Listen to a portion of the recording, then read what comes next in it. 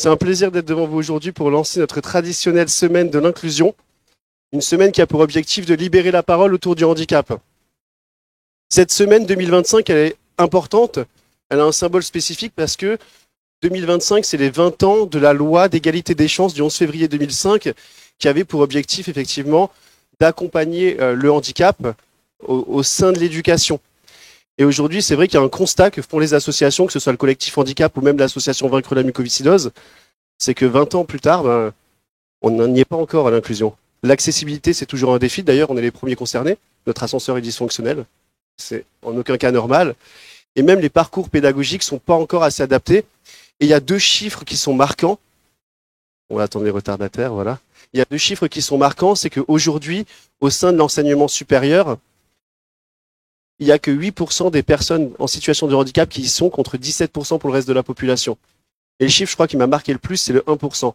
Seulement 1% des personnes en situation de handicap sont en bac plus 5, contre 7% pour le reste de la population.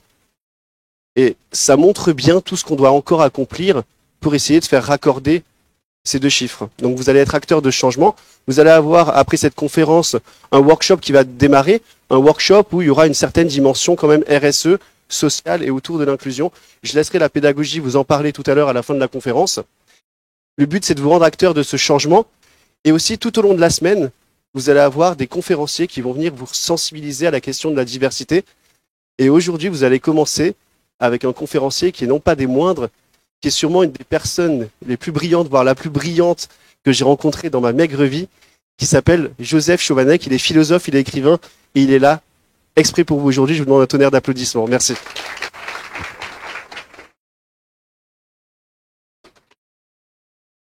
Bonjour à vous, très content d'être avec vous aujourd'hui et très content de pouvoir partager ce moment avec vous. J'ai une façon bizarre de parler, on verra pourquoi dans la suite des choses. Mais tout d'abord, pour démarrer, on va passer 1 minute avec Johanna. Johanna, c'est qui?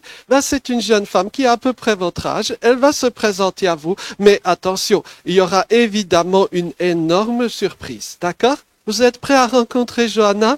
Voici Johanna. Je m'appelle Johanna, j'ai 19 ans.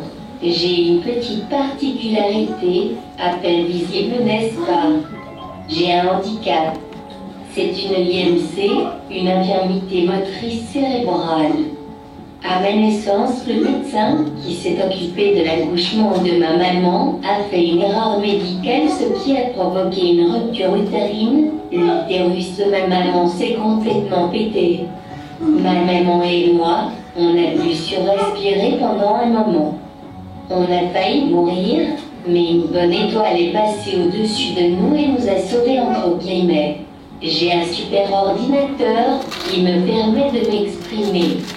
Je le contrôle avec mes yeux. En gros, j'ai une caméra juste en dessous de mon écran qui capte les mouvements de ma pupille.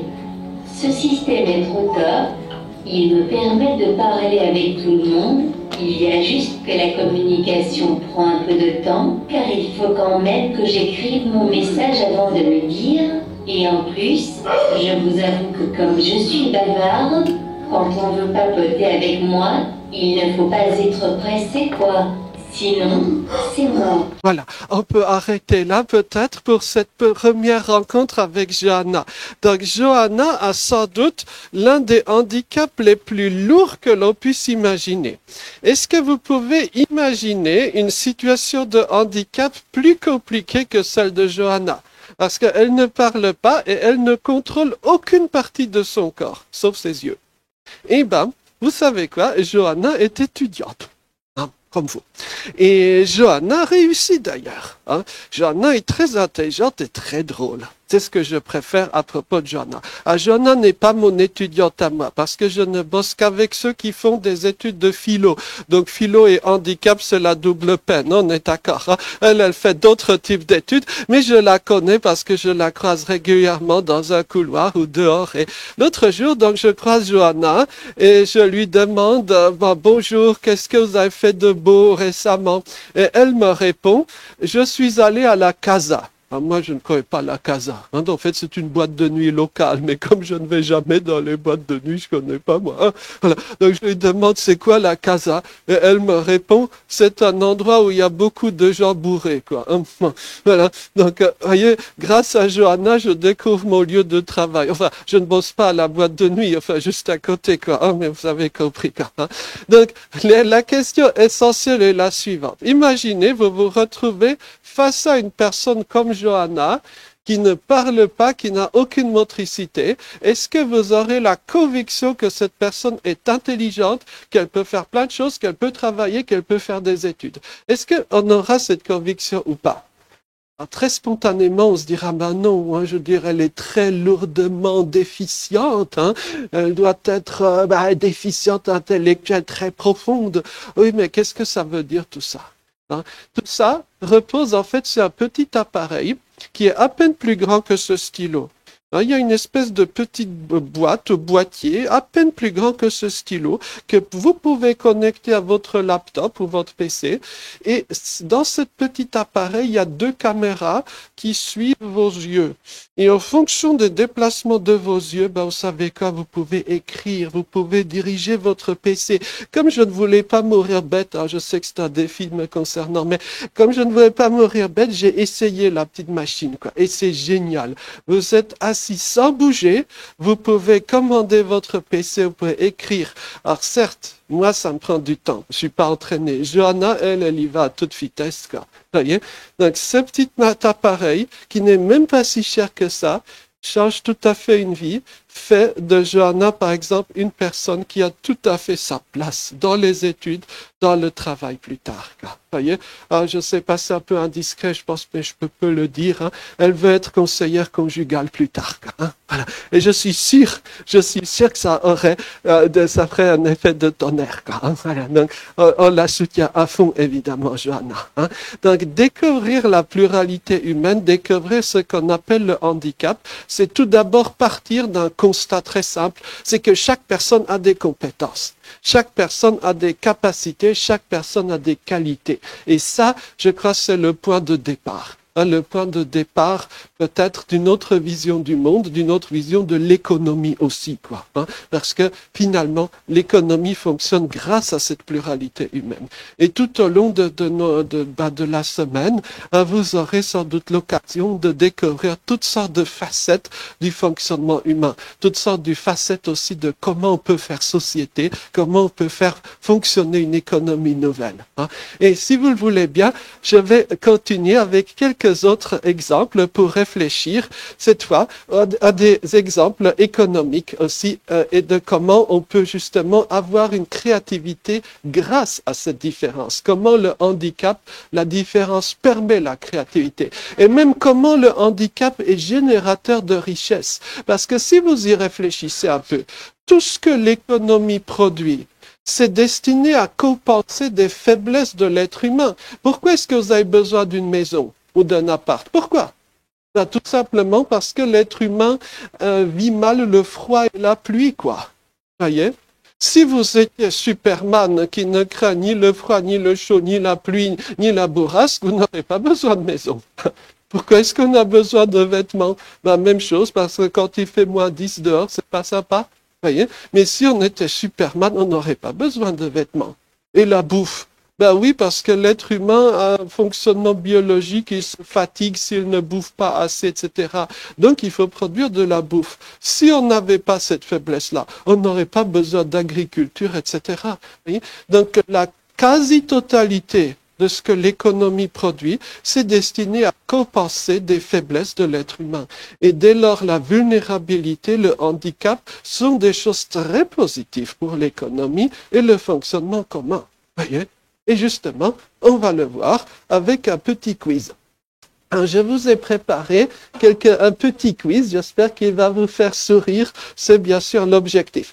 Est-ce que vous vous en souvenez, à l'été dernier, on a beaucoup parlé de Telegram, de la messagerie Telegram. Vous vous souvenez de cette histoire? Si, l'été dernier, il y a eu tout un scandale parce que l'un des fondateurs de Telegram a été arrêté à Paris. Bon, je vous passe les détails. En tout cas, vous connaissez sans doute la messagerie Telegram. Voici. À votre avis, qui est derrière? il y a non pas une personne derrière Telegram, mais deux personnes. Ce sont deux frères, les frères Durov. Hein. L'un d'eux s'appelle Nikolai, l'autre s'appelle Pavel. Alors Pavel est bien sûr beaucoup plus connu que Nikolai. Ce que j'en vais faire, voici le quiz. Je vais vous afficher les photos de chacun des deux frères. Vous devrez répondre aux questions suivantes. Première question. Lequel des deux, à votre avis, a fait la programmation de Telegram et lequel a fait le marketing? Ça, c'est une première question. Deuxième question. Lequel des deux est autiste, lequel ne l'est pas? Troisième question.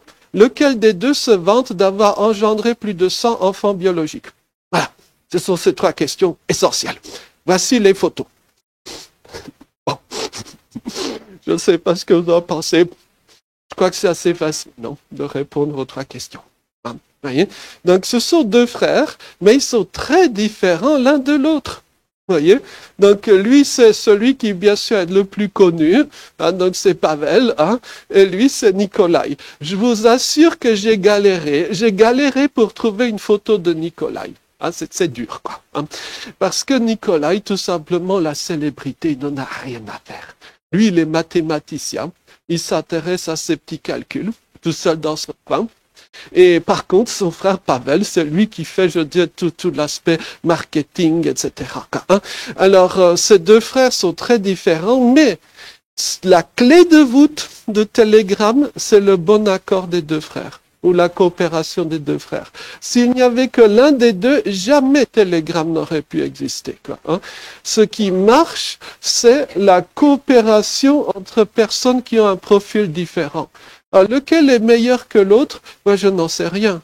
Je ne suis pas le bon Dieu, quoi. Hein, je ne sais pas lequel est meilleur dans l'absolu que l'autre. Ce, par contre, je sais, c'est que premièrement, il faut que les deux travaillent ensemble.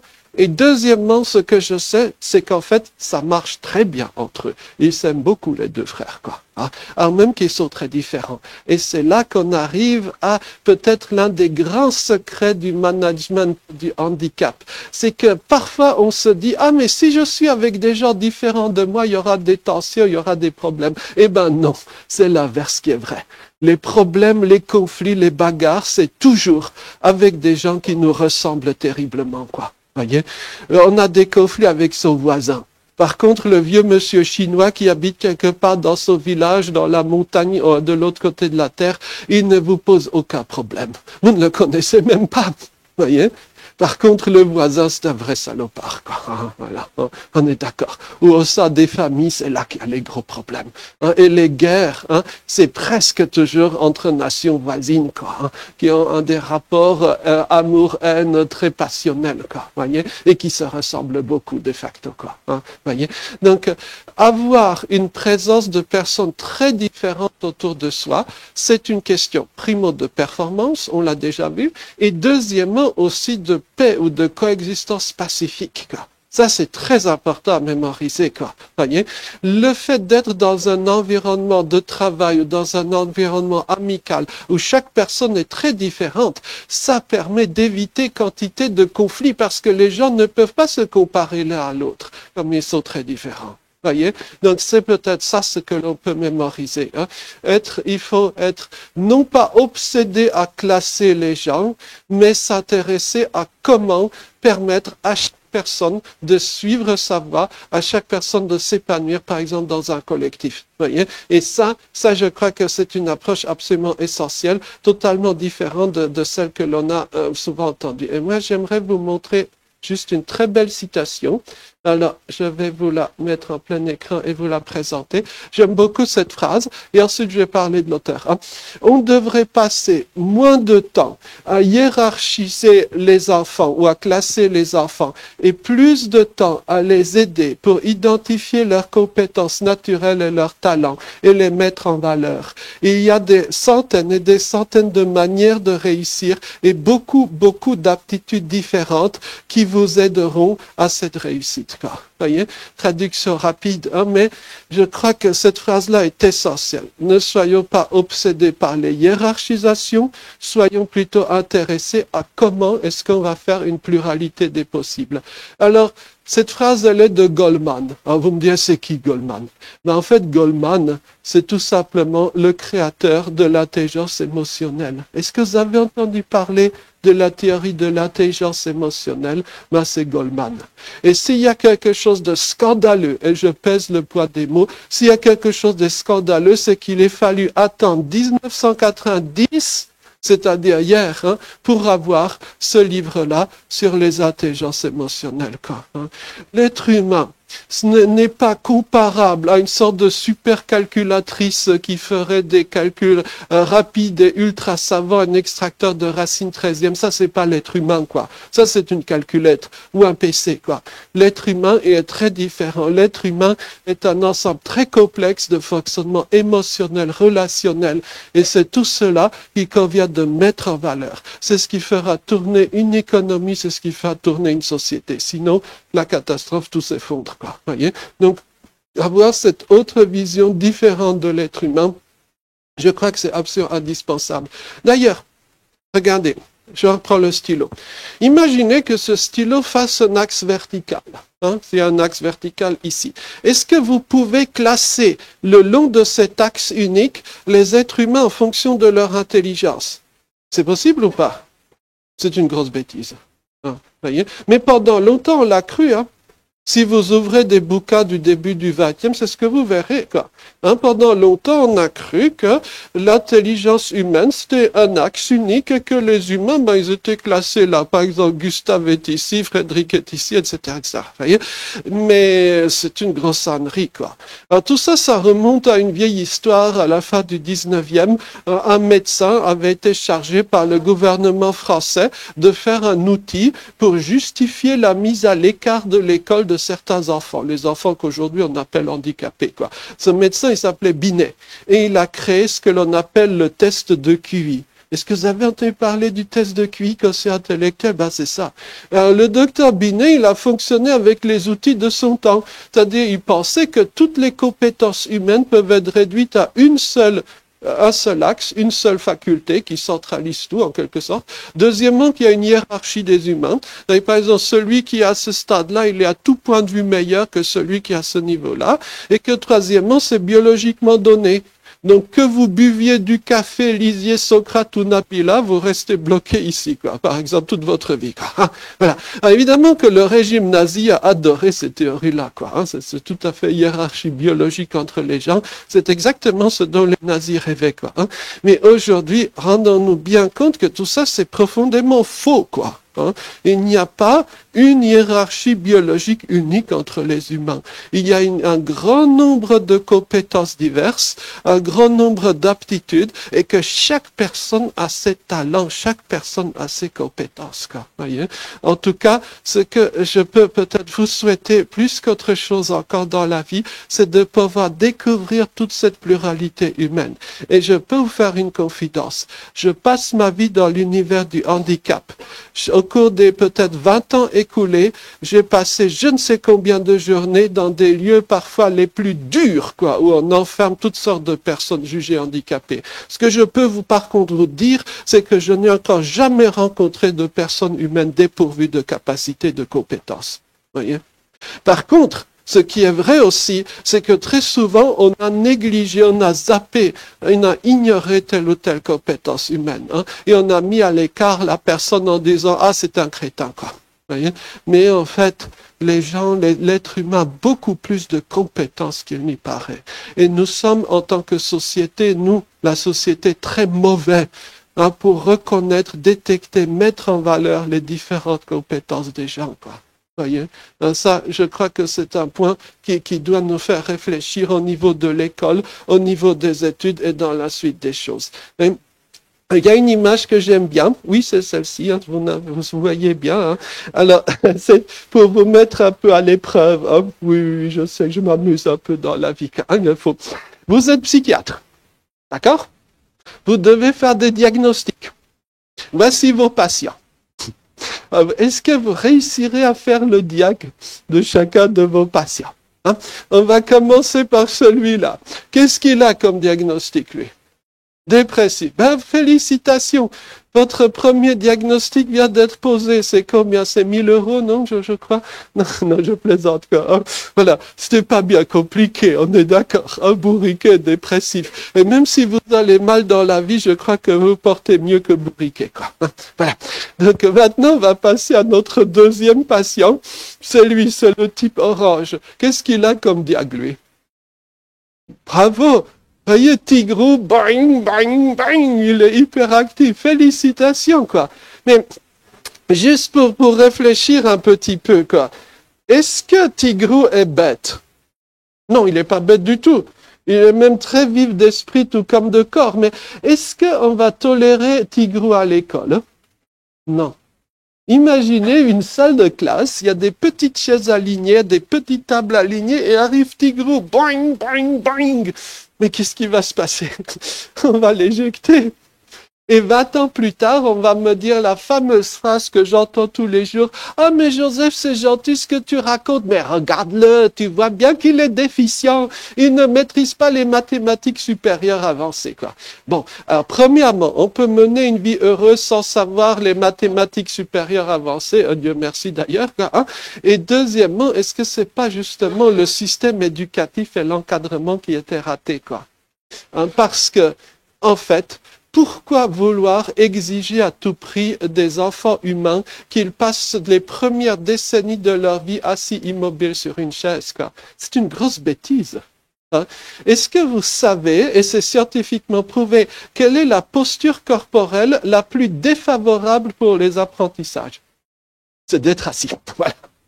Et quand vous êtes un enfant humain, vous êtes évalué d'abord et avant tout sur votre capacité à rester assis immobile pendant des heures et des heures. Quoi.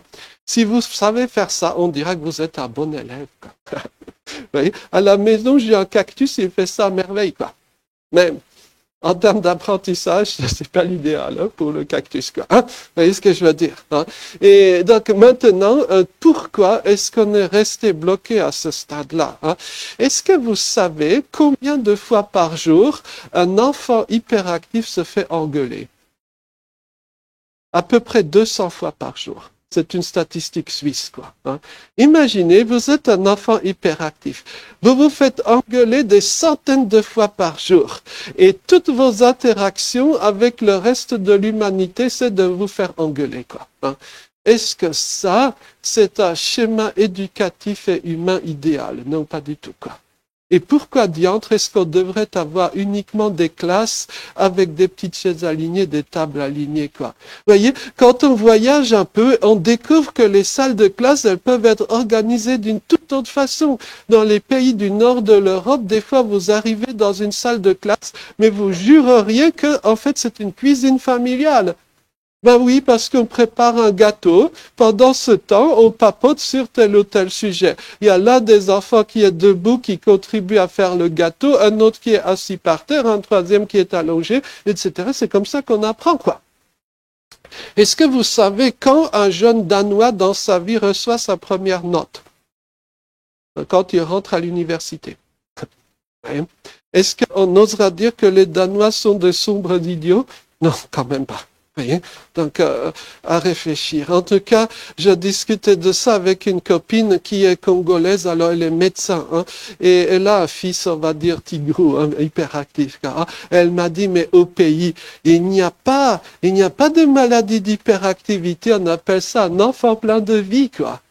Elle a raison. Les parents sont super fiers d'avoir un enfant plein de vie. En Europe, on donnerait aux petits toutes sortes de cachetons pour qu'il soit assis sans bouger sur sa chaise. Mais voyez, tout ce que l'on pourrait faire en termes de meilleur fonctionnement humain si on comprenait la différence, quoi. Hein. À l'école, plus tard, dans l'emploi, etc. Regardons maintenant notre camarade Rose, là. Qu'est-ce qu'il a comme diag, lui?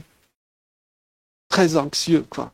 Et il est aussi autre chose. Qu'est-ce qu'il est? Si vous vous souvenez du film, il est bègue, hein, il bégaye, quoi. Voyez?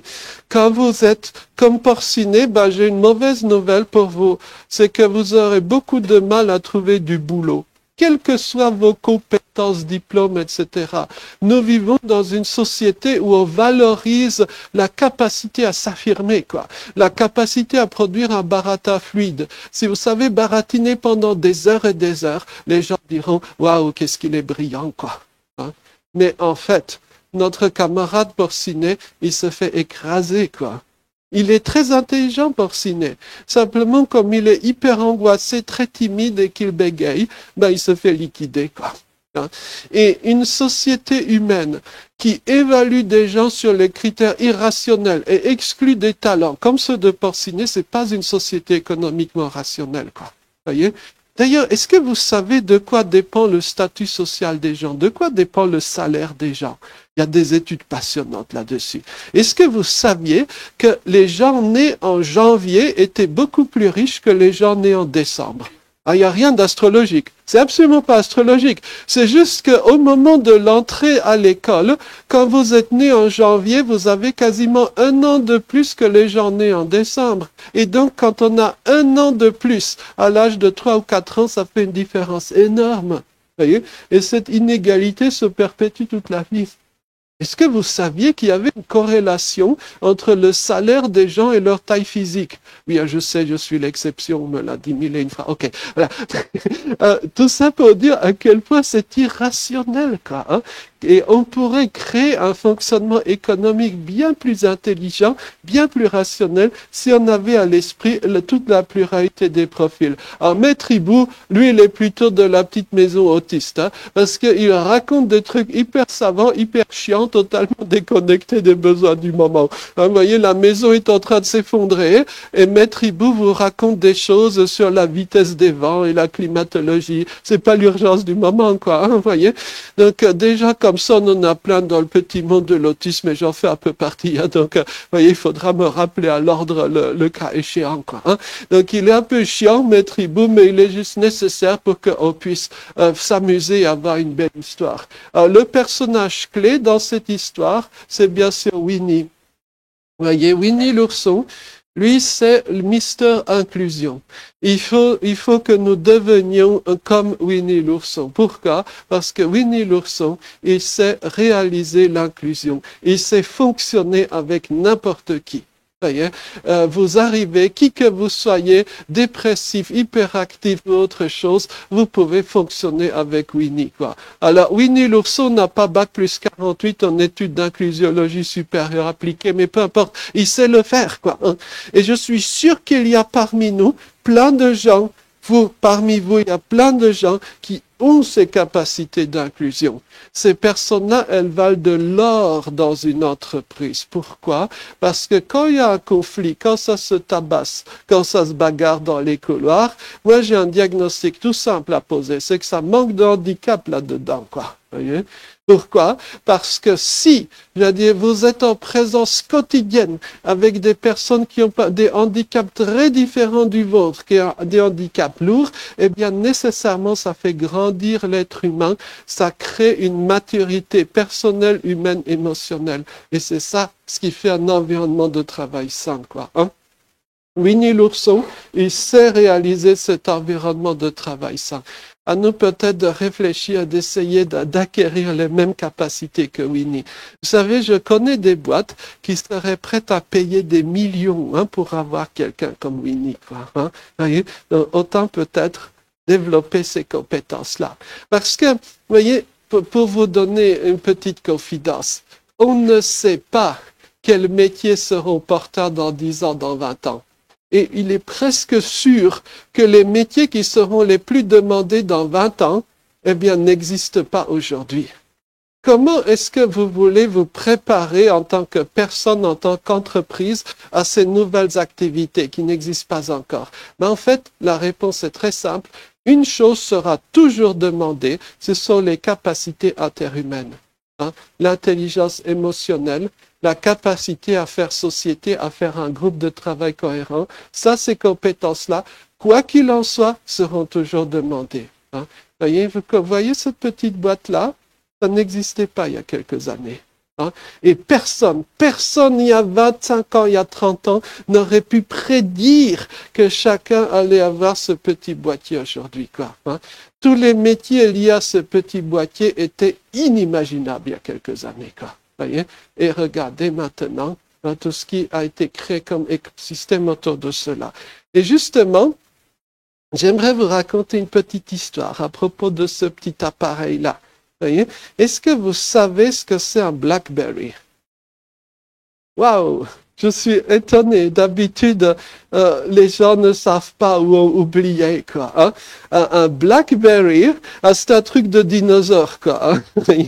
Excusez. Un BlackBerry, c'était l'ancêtre du smartphone, quoi. Hein? Voyez? Et il y a une très belle histoire que j'ai à vous raconter, ou plutôt un film. Je peux vous proposer de regarder un film, le film qui est sorti, je crois, l'an dernier, mais j'ai peur de me tromper, le film qui raconte l'histoire de BlackBerry. Alors, attendez, évidemment, il faut que je vous mette la bonne dia, la voici. Donc, le film, je vous le recommande hein, parce que c'est un film de réflexion sur la pluralité humaine. Hein. Donc, je vais vous raconter l'histoire du film, mais à ma façon, d'accord? Pour avoir la vraie histoire du BlackBerry, je vous recommande de regarder le film BlackBerry. Hein.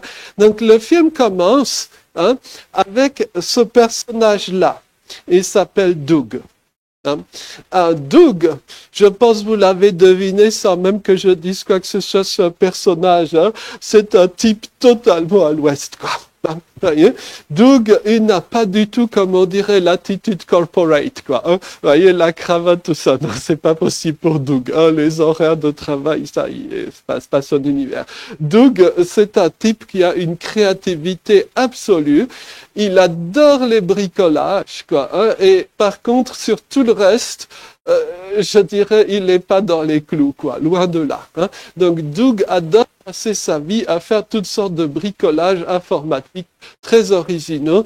Le seul problème pour Doug, c'est que économiquement, ça ne marche pas. Pourquoi? Parce qu'il se fait arnaquer par tous ses clients et donc il est sur le point de devoir fermer son petit atelier de bricolage définitivement. Hein, donc l'histoire commence par cette situation assez triste de Doug qui est sur le point de faire faillite, quoi. Hein. Et c'est là qu'entre en scène un autre personnage, celui-là, il s'appelle Jim. Jim, c'est un tout autre profil.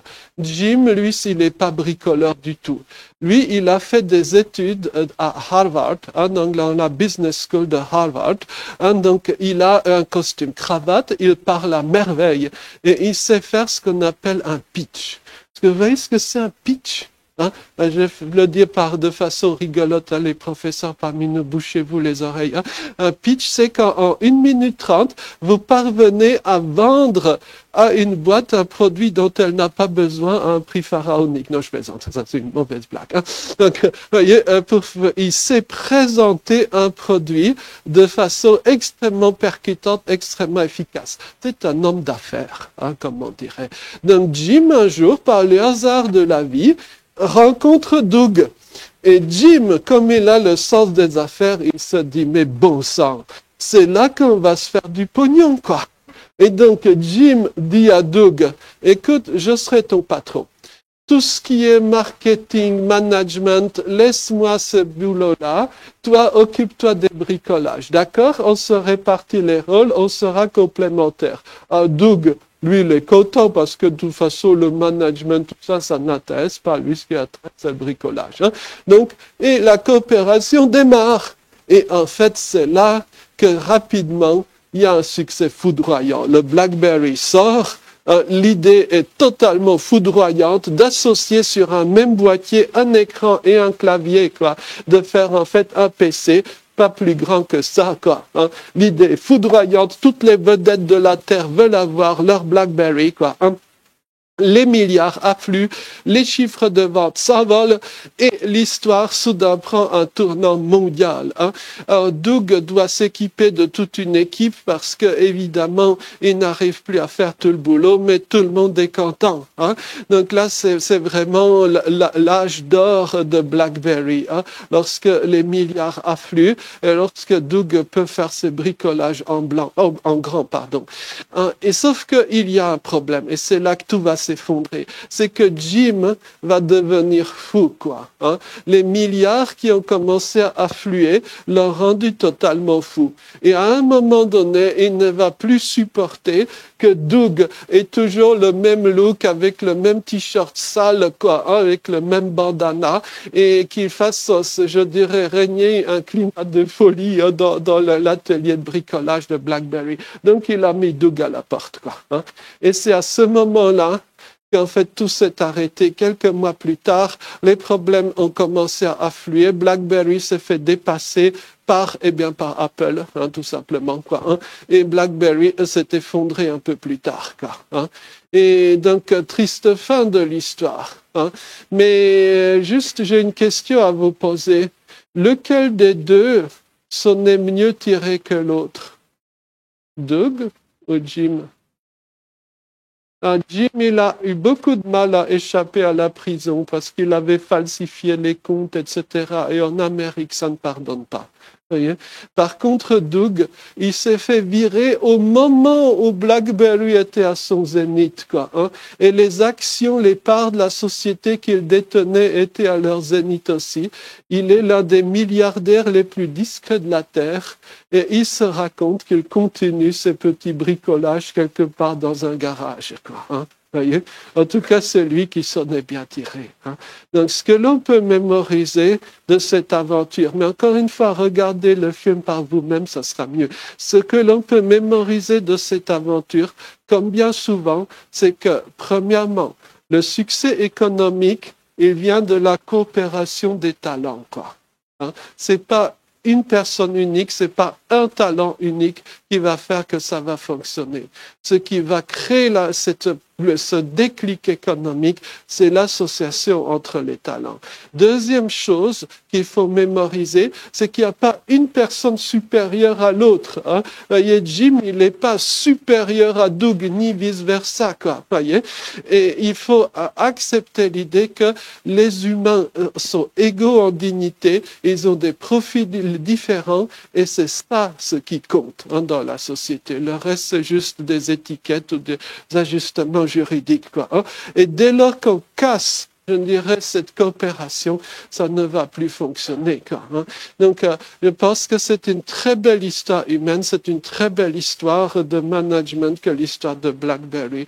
Mais en fait, quand on y réfléchit un petit peu, on retrouve exactement la même histoire hein, à travers les histoires de la Silicon Valley, à travers toutes ces histoires dans les entreprises, à travers l'histoire tout simplement des sociétés humaines. Quoi, hein. Voyez, je vais essayer de vous agrandir une petite image parce que, juste pour vous embêter quelques minutes, c'est une image très célèbre. Hein. Si vous allez à un colloque ou des rencontres autour de la différence du handicap, on vous montrera cette image-ci. Alors, le plus drôle, c'est qu'on montre toujours la même image, même hors de France, quoi. Hein. Il y a toujours ce logo Solil. Alors, je ne sais pas qui est Solil, mais il peut se faire beaucoup de pognon, quoi, hein, parce que tout le monde utilise son image, quoi. Hein. Voilà. Voici le commentaire qu'on va vous faire généralement de cette image. Alors, le commentaire, je dirais, je vous le répète, même si je ne suis pas 100% d'accord sur certains détails.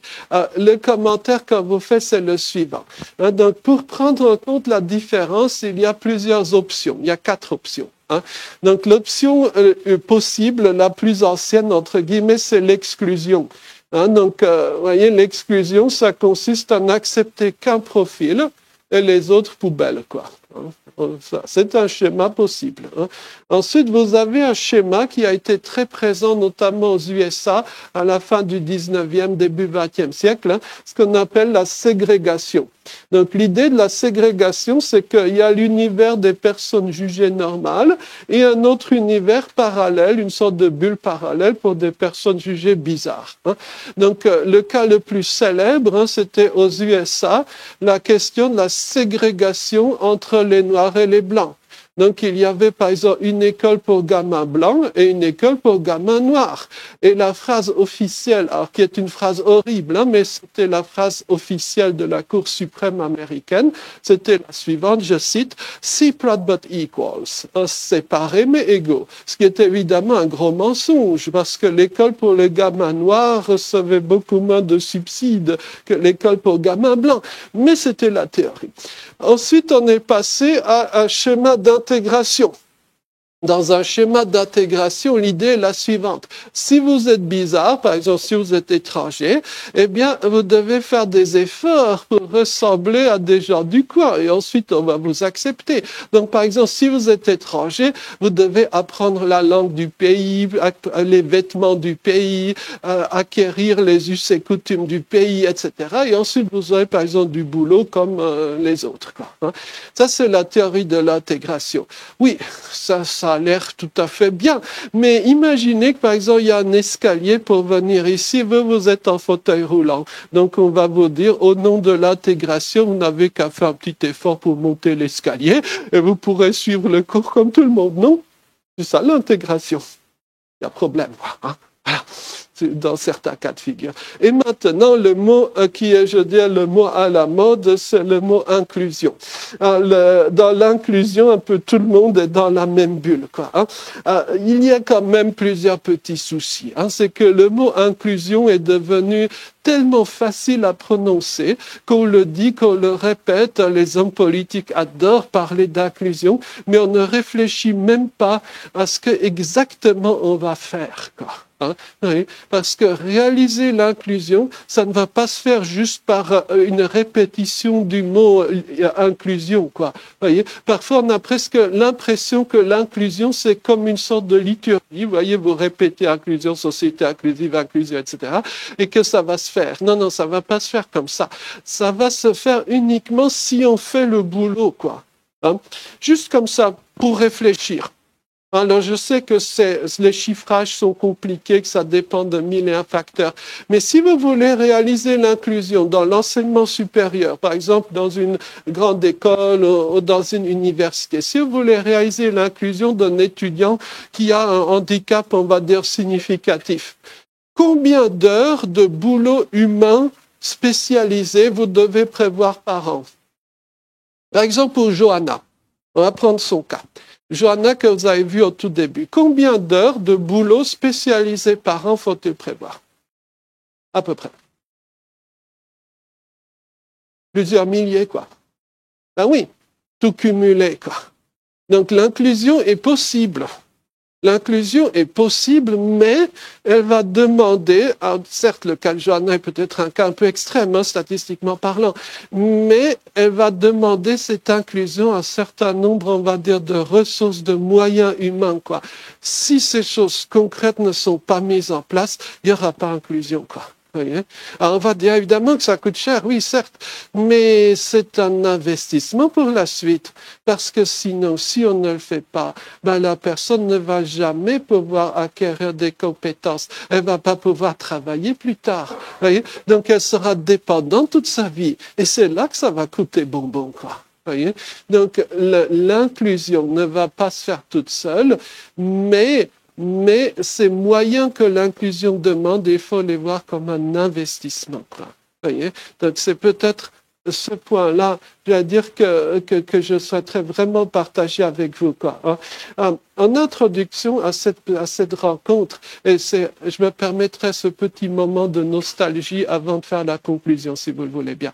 En introduction de notre petite rencontre de ce jour, il nous a été rappelé qu'en France, il y a eu une loi.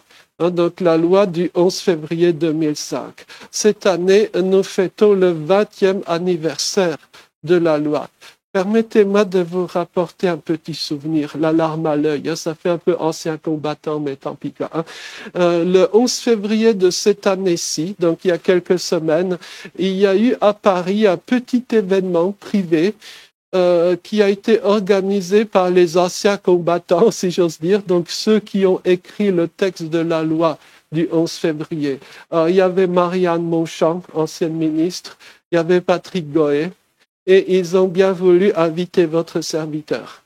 Et donc, Patrick Goet, c'est quelqu'un qui est très pudique, quoi. Hein, mais ce soir-là, il s'est un peu lâché, quoi. Il nous a raconté quelques souvenirs personnels. En fait, aujourd'hui, l'idée d'accueillir un enfant différent à l'école, elle est relativement présente dans les esprits. Mais il y a encore quelques années, c'était pas le cas. Voyez? Et donc, voici une anecdote que Patrick Goet nous a racontée ce soir-là. Donc, c'était il y a plus de 25 ans en arrière, bien avant la loi du 11 février. À l'époque, on ne reconnaissait que, par exemple, le handicap de type aveugle ou sourd ou fauteuil roulant. Tous les autres, c'était des malades mentaux qu'on devait enfermer dans des lieux psychiatriques ou des hôpitaux quelconques. Et Patrick Goet, lui, il voulait changer tout ça. Et donc, il avait écrit sur une machine à écrire, une lettre au président Chirac, en lui demandant de reconnaître parmi les handicaps l'existence d'un handicap psychique qui ne serait pas une maladie, qui ne serait donc pas à guérir, mais qui ferait partie de la personne et que cette personne avec le handicap psychique puisse par exemple aller à l'école, etc.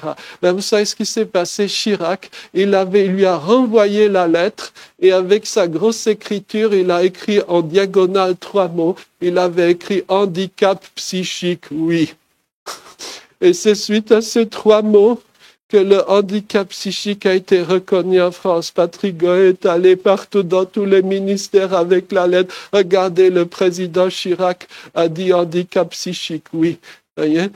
Et puis ensuite, il a rencontré Marianne Monchamp, qui, elle a écrit le texte de la loi. Alors, dans le texte de la loi de 2005, il y avait cette innovation totalement folle.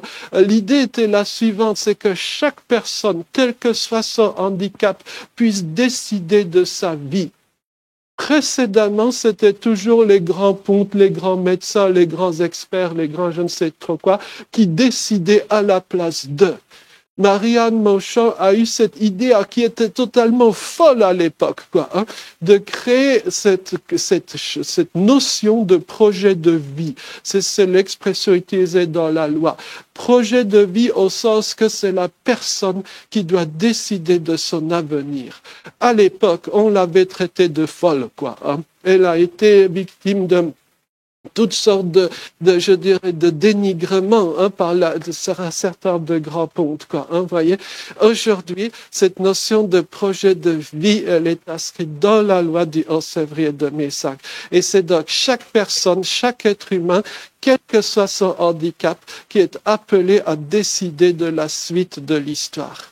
Alors donc tout ça pour vous dire, pardonnez de m'être un peu épanché sur quelques anecdotes, mais tout ça pour vous dire une chose. Quand on parle de la loi de 2005, parfois on croit que c'est un texte super majestueux, un peu gravé dans le marbre, etc. Mais ce qu'il faut voir derrière, ce sont les combats patients de petites gens. Tous ces gens-là, à l'époque, n'avaient pas des postes de pouvoir. Ils se sont battus pendant des années. Et s'il y a une chose en laquelle je crois beaucoup plus fermement que pour tout le reste, c'est que chaque personne, chaque être humain peut faire changer le monde. Voyez? Inutile d'être milliardaire, inutile d'avoir un poste de pouvoir. Un patient combat pour les valeurs que l'on porte, cela peut faire changer le monde, voyez? Et d'une certaine façon, les petites histoires derrière la loi de 2005 montrent que qui que vous soyez, si vous avez des bonnes convictions, si vous les poursuivez pendant des années, eh bien, vous pourrez réussir à faire de très, très grandes choses. Et ce qui, à titre personnel, me frappe beaucoup, c'est comment une personne seule peut changer le monde. J'ai pu en rencontrer de ces gens-là. Voyez? J'ai une petite anecdote pour finir et je vais vous montrer ensuite mon image préférée. Voici l'anecdote. Est-ce que vous savez ce qui s'est passé le 1er avril 1929? Voyez? C'est un jour marquant dans l'histoire du monde. Il y a 96 ans, jour pour jour. Enfin, demain, ça sera jour pour jour. Le 1er avril 1929 a été présenté à New York le yo-yo. On dirait c'est une histoire de taré, quoi, que je vous raconte. Si, c'est une histoire de taré, mais en fait, c'est plutôt, vous voyez ce monsieur-là, alors son nom est totalement inconnu aujourd'hui. C'était un petit et gros monsieur, il se définissait lui-même comme ça, il s'appelait Louis Marx, hein. Louis comme le prénom et Marx, le nom de famille. Hein. Et donc un jour, Louis Marx, il traînait dans les bas-fonds de Los Angeles et il a vu un Philippin dans un bidonville qui s'amusait avec un bout de bois et une ficelle. Et Louis Marx a dit, mais bon sang, bien sûr, ça va créer le yo-yo, quoi. Hein. Et un peu plus tard, quelques mois plus tard, comme c'était quelqu'un qui, je dirais, était passionné par l'univers des jouets pour enfants, un peu plus tard, il a présenté au monde le yo-yo, quoi. Hein. Et ça a marché du tonnerre, quoi. Hein. Et Louis Marx, il a passé toute sa vie à inventer, à bricoler des jouets pour enfants, quoi. Hein, voyez, on l'a surnommé le roi du jouet, on l'a surnommé l'homme d'affaires avec une âme d'enfant. En fait, il était tout cela. Hein. C'était une sorte de Père Noël ou de Saint-Nicolas vivant, quoi. Il se promenait toujours avec un énorme manteau et distribuait partout des jouets, quoi. Hein. Et l'empire des jouets Marx, hein, pendant des décennies, c'était le premier fabricant de jouets au monde, quoi. Hein. Voyez, donc cette belle histoire, comment un monsieur bizarre, quoi, un décalé, rencontrant un Philippin dans un bidonville, a lancé l'une des plus fabuleuses aventures des entreprises américaines. Vous voyez, il n'y a pas qu'en informatique ça se passe. Et si vous voulez voir une belle histoire du 1er avril, c'est celle du yo-yo. Et je précise que cette histoire est vraie, hein, parce que parfois le 1er avril, on raconte des bêtises, quoi. Hein. Et cette histoire est vraie. Si vous voulez connaître l'histoire du 1er avril, ben c'est celle du yo-yo, quoi. Hein. Voilà. Donc ça, c'était juste pour le fun. Et voici la diapo finale. Ensuite, on peut bavarder entre nous, quoi. Hein. Alors, j'ai une jumelle astrale très connue. Vous savez ce que c'est une jumelle astrale? C'est quelqu'un, ou un jumeau astral. C'est quelqu'un qui est né le même jour que vous. Donc, qui a le même horoscope que vous. Moi, ma jumelle astrale, celle qui est née le même jour et la même année que moi, c'est Britney Spears, évidemment, quoi. Alors, oui, même jour, même année, quoi. Une fois, j'ai dit ça à un ami américain, il m'avait répondu, mais je savais pas qu'elle était si vieille comme moi. Et donc, Britney et moi-même, on a un premier point commun, c'est que nous sommes nés le même jour et la même année. On a un deuxième point commun, c'est que ni elle ni moi ne savons chanter. Oups, pardon, non, c'est méchant. Non, j'arrête mes mauvaises blagues. Hein. Mais en tout cas, Britney, elle a eu dès le plus jeune âge, hein, alors qu'elle était encore ado, elle a eu un succès mondial totalement fou, quoi. Je ne sais pas si vous vous en souvenez, mais il fut un temps, il y a peut-être 25 ans en arrière, où tous les jours, les unes de tous les journaux de la Terre étaient consacrées aux moindres faits et gestes de Britney, quoi. Voyez? Alors, quand on a ce genre de succès-là, mondial, ça a de quoi faire des jaloux, quoi. Hein. Et même si, par exemple, vous-même, vous avez un goût pour le succès, si vous voulez réussir dans la vie, c'est très bien, mais jamais, même dans vos rêves les plus fous, vous ne pouvez rêver d'avoir 1/100 du succès qu'a eu Britney Spears. Ben, regardons ça a mené, quoi. La pauvre, elle est détruite. À mon avis, si elle était en situation de handicap, elle aurait bien mieux vécu sa vie. Elle aurait été bien plus heureuse. Vous voyez? C'est très compliqué à dire qui est plus heureux que l'autre. Mais pour vous faire une confidence, ça fait maintenant plus de 20 ans que je me balade tous les jours dans l'univers du handicap dans différents pays. Et bien sûr que j'ai la chance de rencontrer toutes sortes de gens handicapés. Mais j'ai aussi pu rencontrer, sans que je ne le cherche, j'ai pu rencontrer toutes sortes de grands de ce monde. On m'a fait rencontrer nombre de milliardaires, de prix Nobel, de chefs d'État. J'ai même rencontré Gorbatchev au chiottes. Alors c'est vrai en plus, j'ai vraiment rencontré Gorbatchev au chiottes. Mais bon, peu importe. Mais ce qui frappe quand vous rencontrez ces gens-là, c'est de voir combien finalement ils sont souvent malheureux, quoi. Et je connais bien des gens avec un handicap lourd hein, qui sont bien plus épanouis, bien plus équilibrés, qui ont une bien meilleure philosophie de vie, quoi. Hein, je ne citerai pas de nom, mais il n'y a pas longtemps, un monarque européen, un vrai monarque, hein, m'a fait venir dans son palais. Il faut imaginer le palais royal, quoi, hein. À l'intérieur, il y a le monarque, il y a tous les serviteurs qui font la courbette, qui apportent ceci, cela. Et donc, en fait, on m'a fait comprendre que Sa Majesté était plus ou moins dépressive et que je devais raconter quelques anecdotes pour lui remonter le moral, quoi. Donc, bienvenue dans l'univers du handicap, bienvenue dans l'univers de la différence, quoi, hein. Et quand on est en situation de handicap, le vrai boulot dans la vie que l'on a, c'est en fait de remonter le moral aux gens qui sont valides, quoi. Hein, c'est un peu bizarre comme phrase, mais c'est profondément vrai, quoi, hein. Et donc, promis, la dernière slide est la suivante, je vais la mettre en plus petit, hein, vous voyez. Je ne suis pas suisse, hein, mais j'aime beaucoup cette petite phrase. C'est une phrase qui est dans la Constitution suisse, quoi, hein. Et c'est la dernière phrase du préambule de la Constitution suisse. On peut la lire ensemble, hein. Donc, par exemple, en français, la force de la communauté se mesure au bien-être du plus faible de ses membres. Qu'est-ce que veut dire cette phrase-là? Cette phrase-là, elle veut dire non pas qu'on va lancer une piécette au clodo et que tout va bien se passer, hein, c'est pas ça l'idée.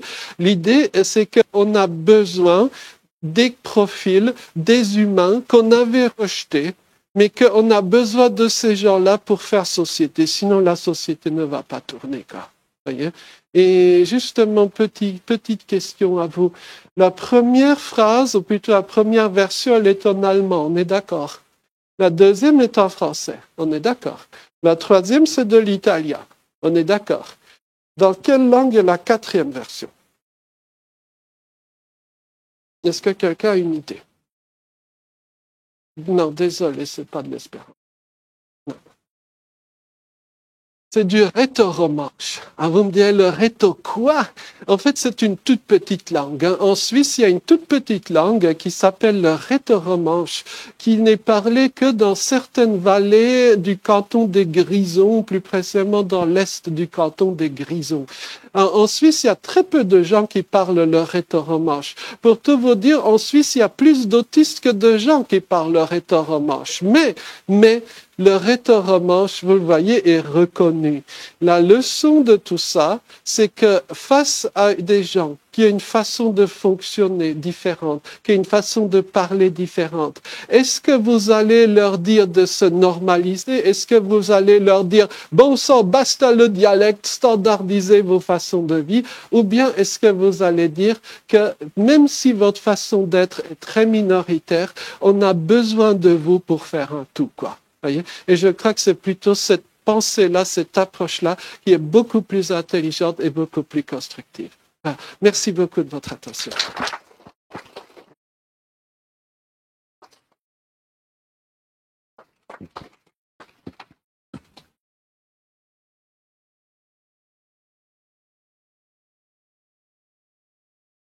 Ces mots et pour cette conférence. Est-ce qu'il y a des questions dans la salle? Est-ce que vous avez des questions pour Monsieur Joseph Chovanec? Oui, Bertrand Bieber.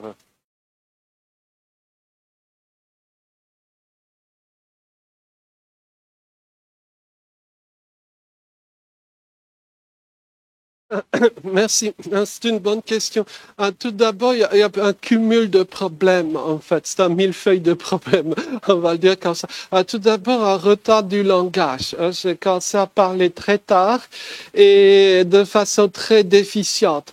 Je fais partie de ces anciens enfants pour qui l'écrit est premier par rapport à l'oral, quoi. Dans le monde de l'autisme, c'est relativement fréquent, quoi. Pas majoritaire, mais relativement fréquent. Donc, il y a eu un retard du langage avec une élocution très compliquée et pas très fonctionnelle dans mon enfance, d'où un certain nombre de problèmes. Il y a ce point-là. Il y a un autre problème, est-ce que c'est un problème ou pas, ça je ne sais pas, c'est que depuis quelques années j'habite en Belgique, donc ça déteint sur ma façon de parler. Et comme ma sœur vit en Suisse, donc à chaque fois que je pense à ma sœur, j'ai tendance à tendre vers la prononciation suisse. Mais Au-delà de ça, j'adore voyager. En fait, j'ai une grande chance dans la vie, c'est que je voyage beaucoup. Je rencontre toutes sortes de gens dans l'univers de la différence, dans l'univers du handicap, quoi. Et ça, je crois, c'est l'un des grands bonheurs dans la vie, de découvrir tout ce qui existe à travers le monde. Et parfois, vous voyez, on est bloqué face à des situations qu'on croyait absolument insurmontables. Et lorsqu'on voyage un peu, on découvre qu'en fait, on a déjà découvert des solutions super efficaces ailleurs et qu'on n'a qu'à s'inspirer de ce qui existe dans tel ou tel endroit, quoi. Voyez? Donc, je pense pour la créativité personnelle, c'est absolument nécessaire de découvrir d'autres horizons, de découvrir d'autres modes de fonctionnement et des choses qui paraissaient totalement impossibles, en fait, deviennent possibles, quoi. C'est ça ce qui est assez fascinant. Et concernant justement, moi j'aime bien, au-delà de mon petit cas personnel, j'aime bien votre question parce que je suis convaincu qu'une société où il y a plusieurs façons de parler, où il y a plusieurs langues, une société où il y a plusieurs façons de communiquer, cette société-là est beaucoup plus intéressante, beaucoup plus riche et il est beaucoup plus compliqué d'avoir un système politique dictatorial dans une société comme ça. Est-ce que vous imaginez par exemple un régime dictatorial en Suisse, quoi? Je n'arrive pas à l'imaginer, quoi. Voyez? Donc, et c'est pour ça que le plurilinguisme, le fonctionnement pluriel de l'être humain, à mon avis, c'est un vrai projet de société, un projet, je dirais, politique, oui, pourquoi pas, si on veut, au sens noble du terme. En tout cas, c'est un monde où il y aurait plusieurs façons d'être humain. Je crois que ça, c'est véritablement quelque chose de majeur.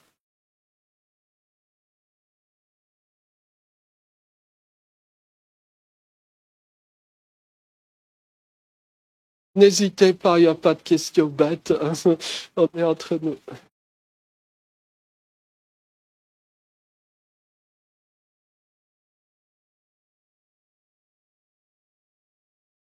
Est-ce que quelqu'un, par exemple, dans sa famille, si vous souhaitez prendre la parole à ce sujet, est-ce que dans votre famille, vous savez quelqu'un qui est en situation de handicap ou qui a une différence, si vous souhaitez nous en parler?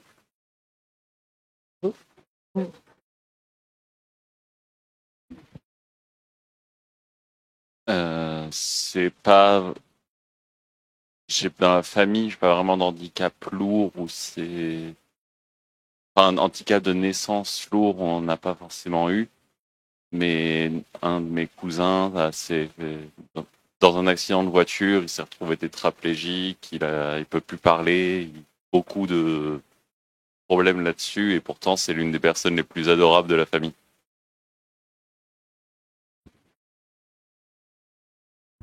Merci à vous. Peut-être, je ne fais de la pub pour aucune marque, mais souvenez-vous du petit appareil de Johanna. Je ne sais pas, à tester. Voyez. Donc, merci d'avoir partagé ce souvenir personnel. Et donc, c'est l'une des personnes les plus adorables de la famille. Et est-ce que, j'allais dire, sa présence apporte, qu'est-ce qu'elle apporte à votre famille, sa présence? Qu'elle apporte à la famille, j'aurais du mal à l'expliquer. Par contre, ce qu'elle me porte à moi, c'est vraiment, j'adore vraiment cette personne. C'est juste, j'ai toujours passé des bons moments avec elle. On a toujours rigolé. C'est quelqu'un qui a malgré le fait qu'il puisse pas parler, c'est quelqu'un qui a vraiment beaucoup d'humour. Et c'est juste à chaque fois, on rigole même de. C'est limite un peu horrible à dire, mais il rigole de son handicap en fait. Et on en rigole ensemble en fait. Merci à vous. À titre personnel, je ne vois pas où est l'horrible dans le fait de rire de son handicap. Les meilleures blagues sont toujours, je dirais, un petit peu à la limite du politiquement correct.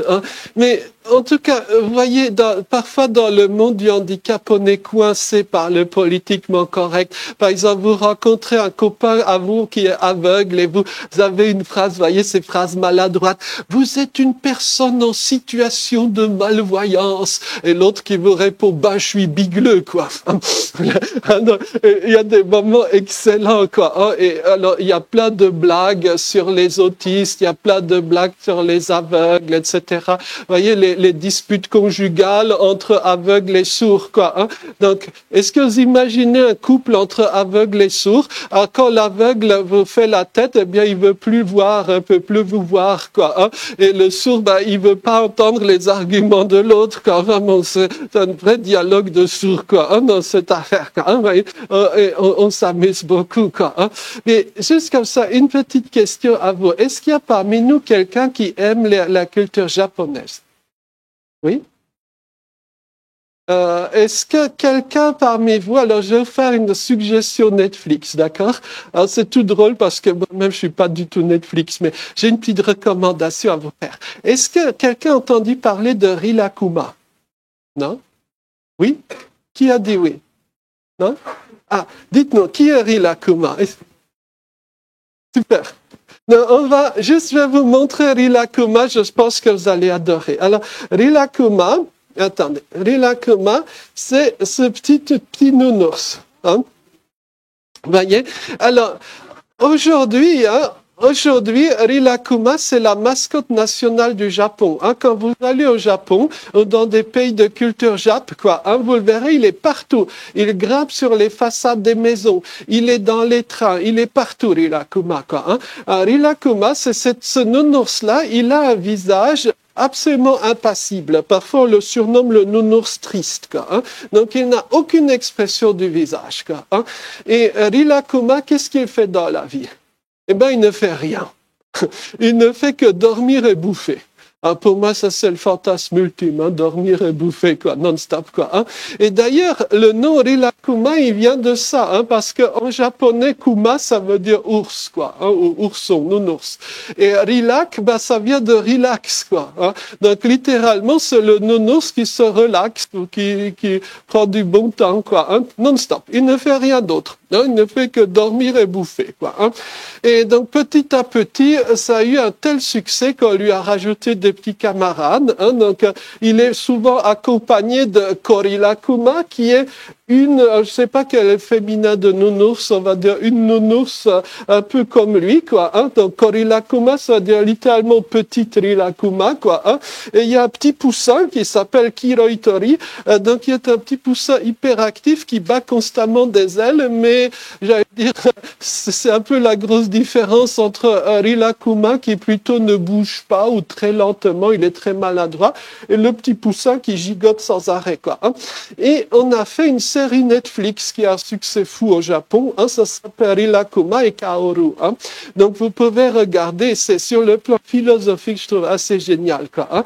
Donc c'est l'histoire d'une jeune japonaise, la voici, elle s'appelle Kaoru. Kaoru n'a pas de handicap particulier. Hein. Kaoru, elle est comme beaucoup de gens au Japon, elle travaille dans un bureau, hein, mais le boulot ne lui plaît pas. Elle fait ça parce qu'elle a besoin de sous, mais sinon le boulot ne l'épanouit absolument pas. Et Kaoru est très seule. Hein, elle n'a pas d'amis. Elle essaye de se faire des amis. Elle essaye d'inviter, par exemple, ses collègues à la maison, mais personne ne vient, Hein. Et donc, elle est très seule. Elle commence à devenir dépressive. Et c'est là que l'impensable se produit. C'est qu'un jour, elle rentre chez elle et, surprise, il y a quelqu'un qui squatte son appart. C'est en fait un nounours qui s'est installé chez elle. C'est Rilakkuma, s'est installé chez Kaoru. On ne sait pas pourquoi ni comment, mais voilà, ça y est, il squatte l'appart de Kaoru. Et un peu plus tard, il y a les copains de Rilakkuma qui s'installent aussi. Donc l'autre nounours, c'est le petit poussin. Tout ce petit monde s'installe chez Kaoru. Or, Kaoru, au début, elle est désemparée parce que ce schéma de ménage-là, c'était pas prévu du tout, Hein.